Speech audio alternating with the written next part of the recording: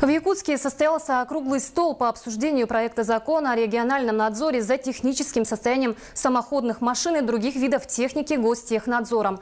Документ предусматривает расширение полномочий ведомства, в том числе и касающихся госуслуг. Это регистрация и выдача удостоверений, прием экзаменов, проведение техосмотра, рассмотрение претензий в составе комиссии и качественный надзор за состоянием техники в процессе их использования в агропромышленном комплексе и в других подконтрольных отраслях. Госсобрание Илтумен закон пока принял только в первом чтении. Сейчас Гостехнадзор направил дополнение в Комитет по правовому контролю по перечню полномочий.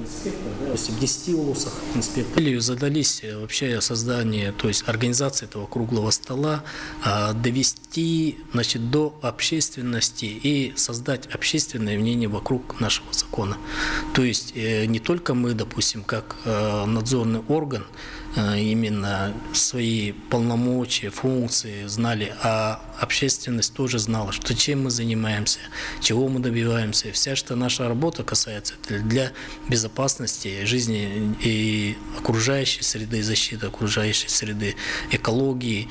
Ну, то есть это безопасность жизни, здоровья людей.